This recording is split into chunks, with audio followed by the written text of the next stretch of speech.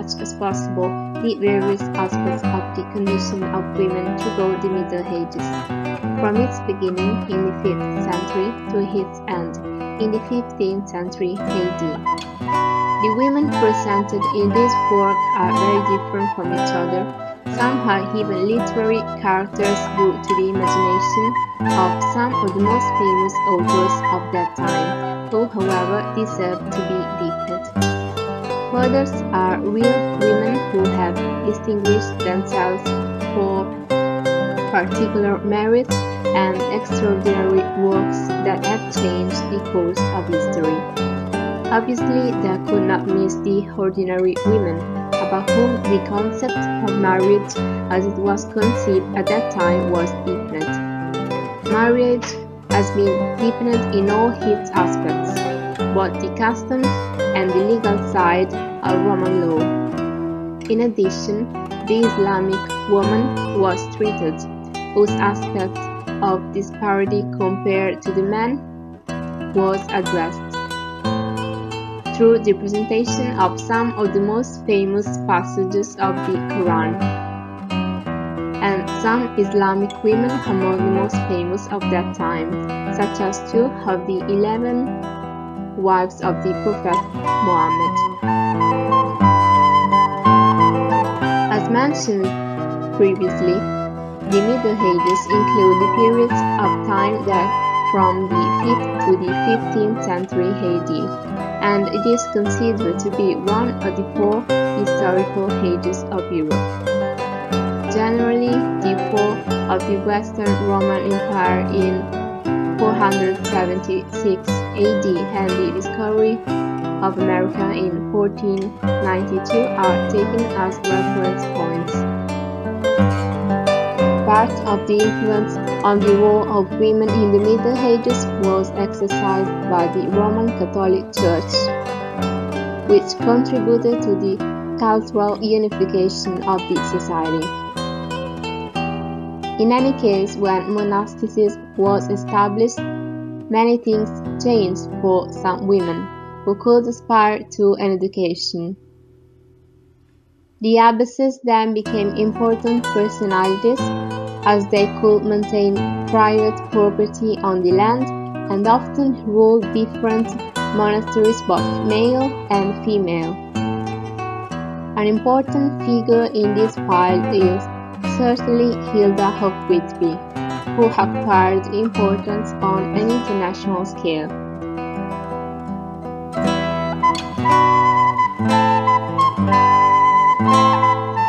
After the barbarian invasions began to make dramatic the conditions of the people of the Western Roman Empire, they went to create various ecclesiastical and religious institutions that would later prove to be a strength for the creation of a new civilization.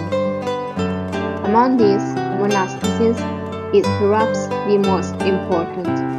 However, the inspiration came from the Middle East, because religious asceticism and monastic life were not peculiar to Christianity at first.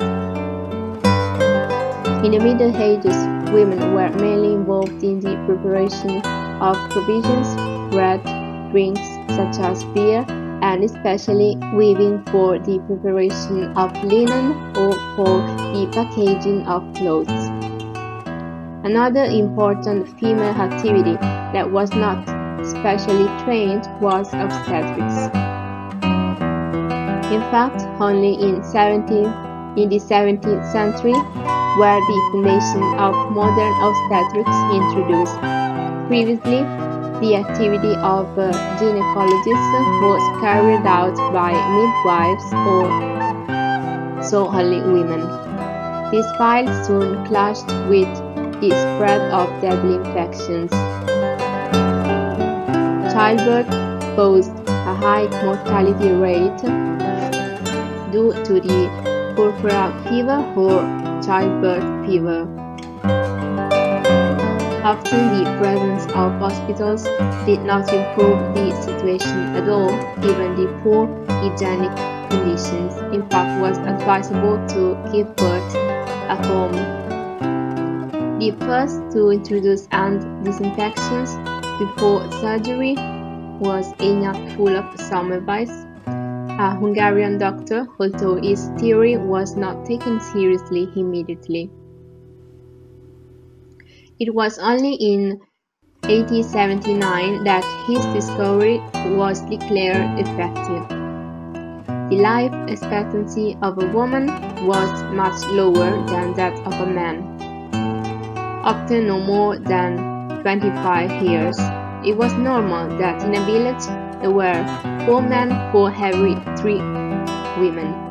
Low-class women married very young, at a fertile age, most of the time not with those they preferred, and had many children in the course of their lives, even more than them, who obviously had to be cared for, fed, and educated by them.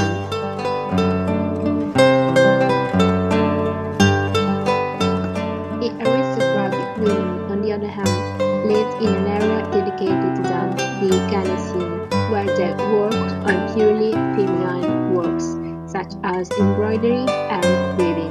The girls were sent to live with the family of the boyfriend until they reached the fertile age to marry.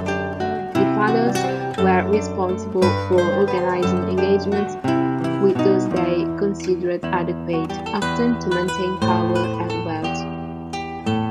The imposition of their will on the younger generation, both male and female, prevented any kind of rebellion. Within the aristocracy, the literary idyll of courteous love developed in the 12th and 13th century. It was elaborated in the language of oil and the language of oak, two ancient languages that gave rise to today's French. The aristocratic component was essential. Usually the works were inspired by a couple composed of a brave knight, however noble, and a lady of higher rank, wife of a lord of a feud.